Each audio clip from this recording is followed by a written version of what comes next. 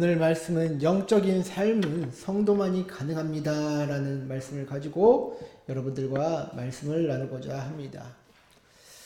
네, 앞에 이제 화면을 보시면 목회 데이터 연구소에서 성도와 목회자를 대상으로 개인 도덕적 측면에 대한 설문조사를 했는데요.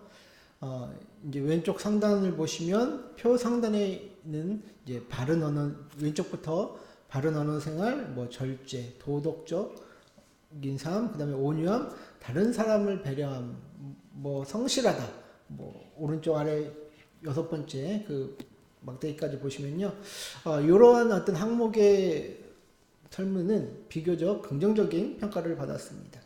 그러나 대인관계나 배타성 문제에서는 조금 이제 점수가 이제 줄어드는 걸 볼 수가 있죠. 오른쪽 이제 하단 보면 이제 대인관계가 좋다. 두 번째, 세 번째 나오는 좀 이렇게 하락을 하죠. 그런데 더 심한 것은 이제 배타적이다, 이기적이다, 거짓말을 한다, 이런 것을 봤을 때 많이 부정적인 어떤 이제 영향을 이제 볼 수가 있습니다.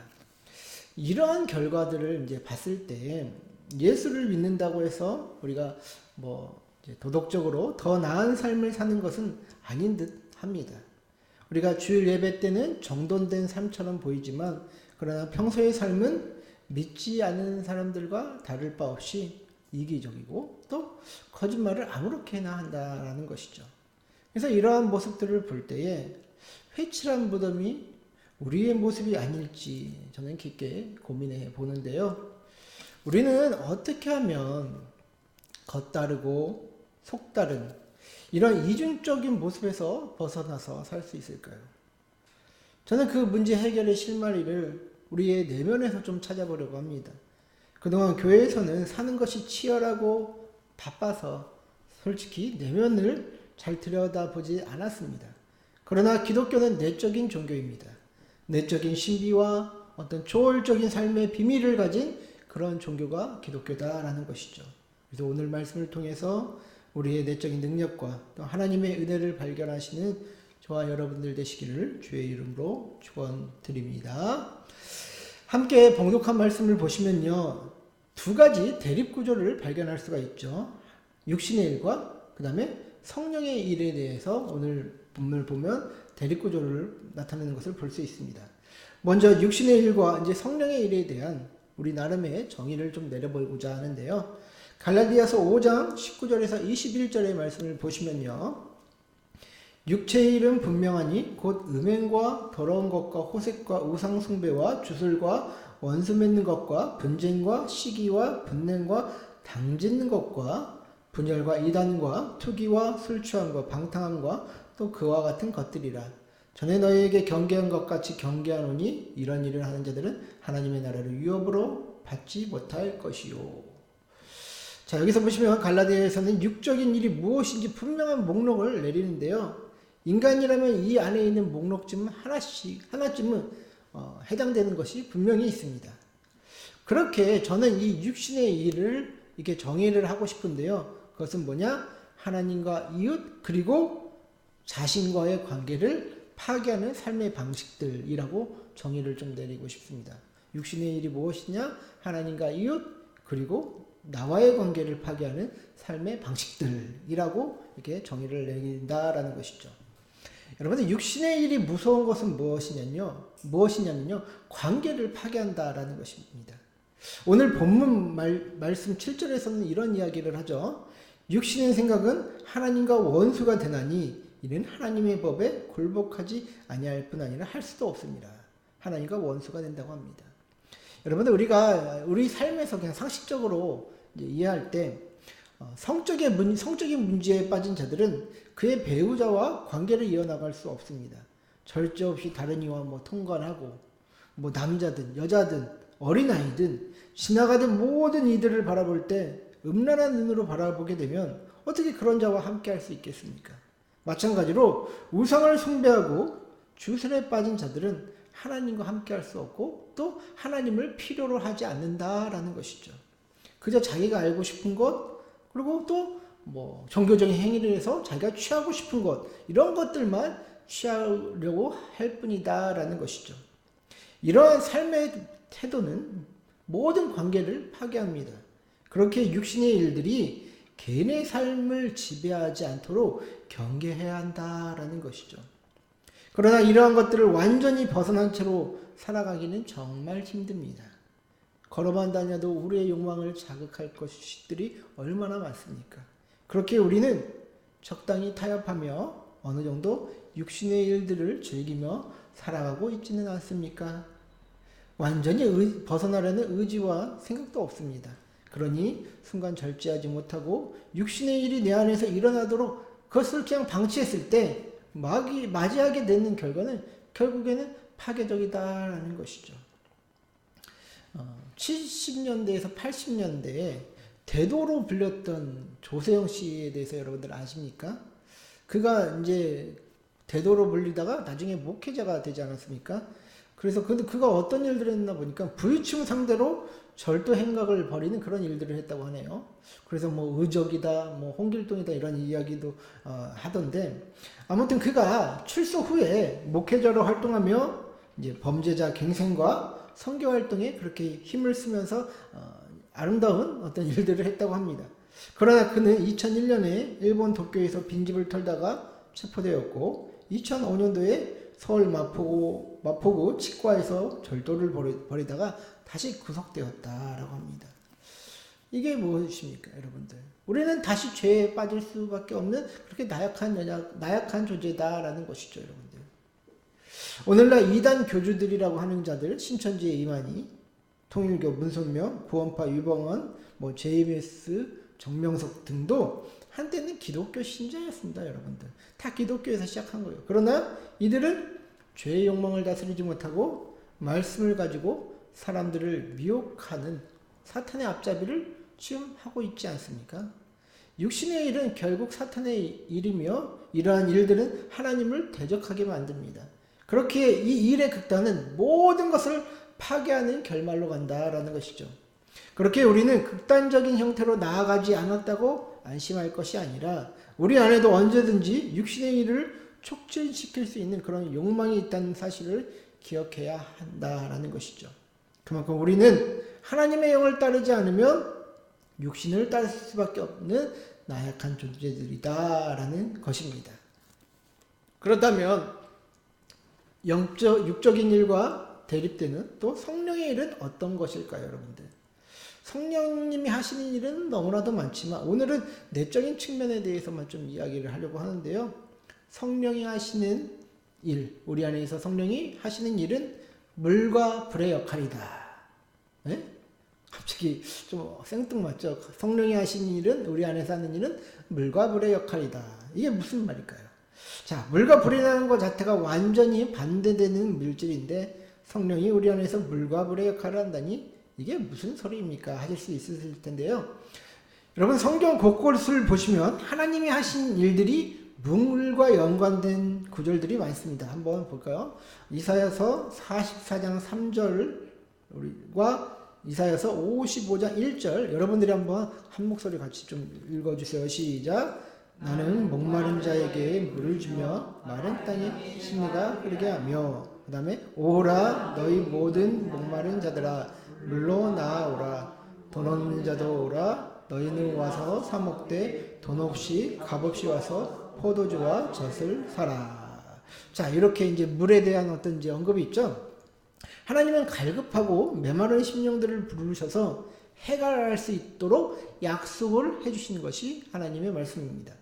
이러한 측면은요, 어떤 이제 내적인 위로나 어떤 심적인 안정으로 이제 생각을 할 수가 있죠. 그러나 만약 성령의 역사가 이제 우리의 위로와 어떤 안정이라는 측면으로만 한정된다면 그냥 심리학과 또 뭐 명상과 심리학 공부와 명상과 무엇이 다르겠습니까? 하나님이 갈급한 영혼에게 하시는 일은 이런 위로에만 초점을 맞춘다는 것은 아닙니다. 성령이 하시는 주된 내적 사역은 바로 정결케 하시는 일이다라는 것이죠. 그래서 한 번 더 보시면요. 우리 한번 같이 읽어볼까요? 에베소서부터 요한 1서까지 시작. 이는 곧 물로 씻어 말씀으로 깨끗하게 하사 거룩하게 하시고 또 증언하는 이가 셋이니 성령과 물과 피라. 또한 이 셋은 합하여 하나이니라. 자, 에베소서를 보면 성령은 말씀을 통해서 정결케 하심을 볼 수 있고요. 또 사도 요한이 쓴 요한일서를 보면 성령과 물과 피는 하나다라고 이렇게 얘기를 합니다. 성령의 물 같은 사역은 죄를 씻어내는 정결함의 역할이다라는 것이죠. 그래서 성령이 우리 내면 안에서 하시는 일은 물처럼 죄를 씻어내는 일을 하신다라는 것입니다. 또한 성령의 불 같은 역할은 히브리서 12장 29절에서 말하는 것처럼 우리 하나님은 소멸하는 불이심이라 라고 말하고 있습니다. 성령 하나님은 모든 죄와 악을 소멸시키는 불의 역할을 한다라는 것이죠. 성령의 불의 역할은 물처럼 또 우리 안에 죄를 소멸시키고 정결케 하는 일을 하신다라는 것입니다. 그래서 결론적으로 얘기를 하면 성령의 물과 불의 역할은 무엇이냐? 죄를 다스리는 역할을 한다라는 것입니다. 우리 삶이 육신의 일을 따르면 죄가 살아나고 이 죄는 하나님을 대적하게 만듭니다. 그러니 그것을 따라가는 자들의 삶은 파괴적일 수밖에 없고 사망에 이르게 된다라는 것을 우리는 보았습니다. 반면 성령의 일을 따르는 자는 죄의 문제를 다스림받는다라는 것이죠. 죄를 깨닫게 하셔서 회개케 하시고 때때로는 반복되는 이 죄의 문제 때문에 괴로워하게도 만드십니다. 그러나 결국 영의 일을 따르는 자들은 죄의 문제를 다스림 받기에 하나님을 기쁘시게 하는 자들로 여겨집니다. 또한 내적인 성령의 열매가 나도 모르게 자신도 모르게 열리게 된다라는 것이죠. 이것이 성령을 따르는 자들에게 허락된 내적인 복이다라는 것입니다. 이런 내적인 신비와 초월적인 하늘의 은혜를 누릴 수 있는 자들이 성도다라는 것입니다. 그런데요, 여러분들 많은 이들이 걱정하죠. 과연 내가 성령을 따라 살 수 있을까 하면서 말입니다. 과연 성령에서 이론적으로 봤을 때는 이렇게 좋은 일들을 많이 하시는데 성령께서 과연 내가 성령을 따라 살 수 있을까라는 것은 좀 우리가 많은 의심과 또 걱정을 한다라는 것이죠. 제가 지난 월요일에 무주에서 목회하시는 목사님과 이제 만남을 가졌습니다. 그 목사님은 이제 저하고 이제 같이 이제 글쓰기 공부하시는 이제 목사님인데 그 목사님은 무주 산골에서 이제 마을 노인분들을 대상으로 이제 목회를 하시는데요. 젊은 분이 없어서 이제 목사님이 직접 이제 차량 운전하시면서 어느 날 이제 뒷좌석에 앉으신 권사님께서 무엇을 물어보셨다고 합니다. 그래서 거기에서 이제 대답을 했는데 처음에는 이렇게 대답을 해드렸는데 재차 이제 대꾸가 없으시다라는 것이에요. 그래서 안 들리시나 보다 하고 이제 좀 더 크게 말씀을 드렸다고 합니다. 그런데도 대꾸가 없으셨대요. 그래서 더 크게 얘기를 했다고 하더라고요. 그런데도 대꾸가 없으셨대요. 그래서 그냥 그런 대로 이제 운전을 하셔서 그냥 모셔드리고 왔다라고 하는데 어느 날 그 권사님이 교회에 안 나오겠다라고 말씀을 하시더랍니다. 그래서 그 이유를 물어보니 목사님이 저한테 화를 냈다라고 얘기를 하셨다라는 이유예요. 목사님은 당연히 찾아가서 아니라고 말씀을 드리죠. 오해하셨다라고 하면서 말입니다. 그런데 완강하게 교회에 나오시기를 거부하시더랍니다. 그러면서도 이제 때 되면 교회에 떡 보내고 뭐 선물 보내고 하시는 그런 일들은 또 하신대요. 그래서 목사님은 오히려 그것 때문에 더 마음이 불편하시다라고 이렇게 말씀을 하시던데 그래서 또 그것 때문에 또 찾아가면 안 나오신다고 막 그렇게 거부하시더랍니다.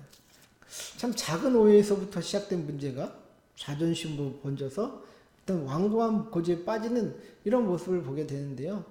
저는 그 노 권사님의 경우를 이해 못하는 게 아닙니다. 충분히 이해됩니다. 그러나 우리의 신앙적인 모습이 이런 식으로 흘러가는 것이 주위에서 너무나도 자주 볼 수 있다는 것이죠. 그래서 저는 참 우리의 신앙이 종교적이고 율법적이며 형식적인 것에 대해서 굉장히 걱정이 많거든요. 왜냐하면 이 하나님의 뜻에 자발적인 순종이 아닌 외형적인 신앙에 길들여지면 그것의 결국은 먼지처럼 쉽게 날아가는 신앙이 되기 때문이죠. 뭐 그렇게 내적인 어떤 이제 다스림을 받지 못하고 하나님 앞에서 뭐 열심히 종교적인 행위만 했을 때 그 결론은 우리가 눈으로 너무나도 자주 보지만 결국엔 아무것도 남지 않게 되지 않습니까? 사람은 자기 기분이 중요하고 자기 기준이 중요합니다. 그렇게 자발적인 것이 않으면 아무런 성과를 낼 수 없다라는 것이죠. 하나님은 우리에게 율법을 주셨지만요, 또 그것을 강제적으로 막 억지로 우리를 꼭두각시처럼 그걸 하라고 요구하시지는 않습니다. 강제적으로 하는 것은 개인의 성품에 아무런 유익을 줄 수 없기 때문이죠. 여러분들이 이 말에 공감을 하시는 것입니까?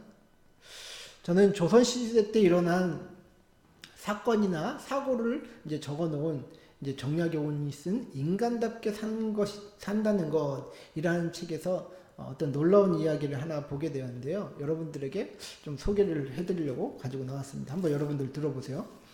당시 개성에 사는 서인행이라는 사람이 있었습니다. 그는 결혼한 지 20여 년이 지나도록 부부 사이의 정이 두터워 조금도 다투는 일이 없었습니다. 다만 아내와 시댁 식구들 사이가 좋지 못한 것이 문제였는데요. 시댁 식구들은 그녀에 대한 모함과 험담을 그치지 않고 하여서 하루도 조용할 날이 없었다고 합니다. 서인행의 형수인 주씨 부인은 서인행의 아내인 이씨 부인이 담배를 피우고 책을 본다면서 거짓으로 모함하고, 숙모 최씨 부인은 그녀가 입만 열면 시어머니를 헐뜯는다면서 괴롭히는 식으로 이렇게 괴롭혔다고 합니다. 근데 어느 날 이 서인행이 장사를 위해 배를 타고 먼 길을 떠났다가 10달이 지난 후에 집으로 돌아옵니다. 그런데 아내는 대문 밖으로 나와 마중하기는커녕 얼굴만 슬쩍 비추고 부엌으로 들어가 대성통곡을 합니다. 그동안 시댁 식구들한테 당한 서름을 남편이 알아줬으면 하는 마음으로 그런 것입니다. 그런데 이런 행동이 비극의 시작을 낳게 되었습니다. 이때 서인의 어머니는 아들에게 며느리가 잘못하는 점을 고래고래 소리쳐 말하고, 뒤따라 형수와 숙모도 이런저런 일들을 고해 바치면서 모함하기 시작합니다. 이씨 부인이 집안일도 돕지 않으면서 먹는 것은 돼지같이 많이 먹는다고 하면서 아무짝에도 쓸모없다고 비난을 합니다. 서인행은 이번 장사길이 뜻대로 되지 않았는데 자신이 없는 사이에 집안꼴이 엉망이 된 사실에 화가 치밀어 오릅니다. 그리고 다짜고짜 식칼을 뽑아들고 아내를 겁주며 꾸짖습니다. 그러자 아내는 너무 억울한 나머지 차라리 죽이라면서 발악을 하며 덤벼듭니다. 그런데 그때 함께 일하던 인부가 달려와 서인행의 배가 파손했다는 소식을 전합니다. 이에 감정이 격해진 서인행은 아내를 꼼짝 못하도록 단단히 결박하고는 손과 발로 마구 폭행합니다. 그러다 정신을 차린 서인행은 결박을 풀고 아내를 방으로 들여보냅니다. 하지만 이씨 부인의 분한 마음은 그 누구도 달랠 수 없는 법. 그녀는 분한 마음에 스스로 머리를 때리며 벽에 머리를 찢는 등 난폭하게 자해 행위를 하며 울부짖으며 자해를 합니다. 결국 아내는 다음날 싸늘한 시체로 발견되고 말았습니다. 저는 조선시대 때 일어난 이 사건을 보면서 인간에게 억지로 강압한다고 하여 순종하는 부류가 아님을 저는 다시 한번 깨닫습니다. 서인행의 아내였던 이씨 부인이 얼마나 원통하였겠습니까? 시댁에서는 자신을 나쁜 년처럼 맨날 모함하지, 남편이라는 작자는 편도 안 들어주지, 얼마나 억울하고 원망스러웠겠습니까? 그동안 유교적 관례와 예법 때문에 참고 또 참고 억눌려 살았을 것입니다. 그러나 인내의 임계점에 왔을 때 그녀는 참아왔던 분노와 악에 바친 증오심이 크게 달했던 것이죠. 저와 여러분들이 이 여인과 같은 억울한 상황에 처하게 될 때 이렇게 하지 않을 거라는 보장이 있으십니까? 저는 그래서 교육의 한계점이 이런 것이 아닌가라는 생각을 또 하게 됩니다. 결국 인간 본성을 억눌러 놓는 것밖에 안 된다는 것이죠. 만약 이 여인이 성령의 인도함 가운데 살았던 여성이라면 부당해도 참고 또 순종하면서 하나님을 생각하면서 그분의 뜻을 생각하면서 살 때에 자신을 괴롭히는 이들이 얼마나 불쌍하고 비루한 영혼들인지 깨닫게 되었을 것입니다. 그러나 교육과 지식은 인간 내면의 악을 잠시 억누를 수 있어도 영원히 변화시키는 일은 못합니다. 그러나 성령이 일하시면 근본적인 그런 내적 변화를 이루어 가신다라는 것에 차이점이 있다라는 것이죠. 근데 여기서 오해하지 말아야 할 것은요, 제가 교육이나 율법이 필요 없다라고 말씀드리는 게 아닙니다. 우리는 많이 배워야 하며 또 하나님의 말씀을 깊이 연구해서 깨닫는 지혜도 있어야 합니다. 성경에서는 율법이 필요한 이유를 디모데전서 1장 8절과 10절에서 이렇게 말합니다. 그러나 율법은 사람이 그것을 적법하게만 쓰면 선한 것임을 우리는 아노라. 알 것은 이것이니 율법은 옳은 사람을 위하여 세운 것이 아니요 오직 불법한 자와 복종하지 아니하는 자와 경건하지 아니하는 자와 죄인과 거룩하지 아니한 자와 망령된 자와 아버지를 죽이는 자와 어머니를 죽이는 자와 살인하는 자며 음행하는 자와 남색하는 자와 인신매매를 하는 자와 거짓말하는 자와 거짓 맹세를 하는 자와 기타 바른 교훈을 거스르는 자를 위함이니. 자, 위와 같은 자들을 판단하기 위해서 율법을 주신 것이다 라고 말을 합니다. 우리가 옳고 그름을 판단하기 위해서는 율법이라는 그런 기준이 필요하겠죠. 그러나 율법은 인간 내면의 자발적인 순종과 영을 따르는 일에까지는 미치지 못한다라는 것이죠. 그래서 결론적으로 말씀드리면 하나님이 원하시는 자발적인 율법의 순종은 오직 하나님의 영의 인도를 따르는 자들만 할 수 있다라는 것입니다. 그게 저와 여러분들 같이 예수 안에 있는 자들이 할 수 있는 일이다. 또 예수 안에 있는 자들만이 할 수 있는 일이다라는 것이죠. 오늘 말씀 로마서 8장 9절부터 11절 말씀을 다시 보겠습니다. 제가 한번 읽어드리겠습니다. 만일 너희 속에 하나님의 영이 거하시면 너희가 육신에 있지 아니하고 영에 있나니 누구든지 그리스도의 영이 없으면 그리스도의 사람이 아니라 또 그리스도께서 너희 안에 계시면 몸은 죄로 말미암아 죽은 것이나 영은 의로 말미암아 살아있는 것이니라. 예수를 죽은 자 가운데서 살리신 이의 영이 너희 안에 거하시며 그리스도 예수를 죽은 자 가운데서 살리신 이가 너희 안에 거하시는 그의 영으로 말미암아 너희 죽을 몸도 살리시리라. 자, 여기를 보시면 하나님의 영으로 인도함을 받을 수 있는 가장 중요한 조건이 나오죠. 9절을 보시면 하나님의 영과 그리스도의 영이 있어야 한다라는 것을 알 수 있습니다. 10절 말씀을 보시면 그리스도가 우리 안에 있어야 한다라는 것을 말하고 있고요. 또 11절은 예수를 죽은 자 가운데 살리신 영이라고 하는데 이게 뭐죠? 바로 하나님의 영입니다. 그리스도 예수를 죽은 자 가운데서 살리신 이는 하나님이시죠. 그의 영, 하나님의 영이 바로 우리를 인도하신다라는 것이죠. 그래서 여러분들 9절부터 11절까지는 굉장히 뭔가 복잡한 이야기를 하는 것 같지만 가리키는 것은 하나입니다. 예수를 온전히 영접하여 하나님의 영이 우리 안에 있어야만 한다라는 것이죠. 그런 자들이 하나님의 영의 인도함을 받을 수 있다라는 것입니다. 왜냐, 하나님의 영으로 인도함 받는 삶은요, 다른 게 있는 것이 아닙니다. 예수를 믿어야만 그 모든 일들이 시작되어진다라는 것이죠. 결국 예수를 믿는 자들만이 하나님의 영으로 인도함 받을 수 있는 것이고, 그렇지 않은 자들은 난다, 긴다 해도 하나님의 영으로 인도함 받을 수 없다라는 것입니다. 따라서 오늘 말씀의 핵심 이것입니다. 우리는 예수 때문에 영의 인도함을 받을 수 있는 가능성을 가진 자다라는 것이죠. 그 가능성은 어떤 것입니까? 하나님의 인도함으로 받아 육신의 삶이 아닌 영적인 삶을 살 수 있는 가능성입니다. 하나님은 잘난 사람들에게 기대를 하지 않습니다. 오히려 우리같이 미련하고 나약하지만 성령의 인도하심에 순종하려는 자들에게 기대를 하신다라는 것이죠. 이 세상의 모든 일들은요, 사탄의 영향을 받습니다. 그러나 그것을 억제하고 제압할 수 있는 것은 오직 성령의 인도하심을 받는 자들만이 할 수 있다라는 것입니다. 여러분, 때때로 나의 잘못이 깨달아지거나 아니면 어떤 생각하지 않았던 말씀이 생각나기도 하며 또 어떤 이들에 대한 또 금율과 연민이 갑자기 떠오르거나 그런 적은 없으십니까?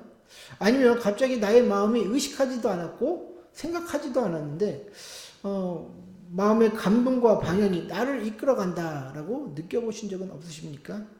그게 어찌 보면 내주하시는 성령의 역사 가운데 일어나는 일이다라는 것이죠.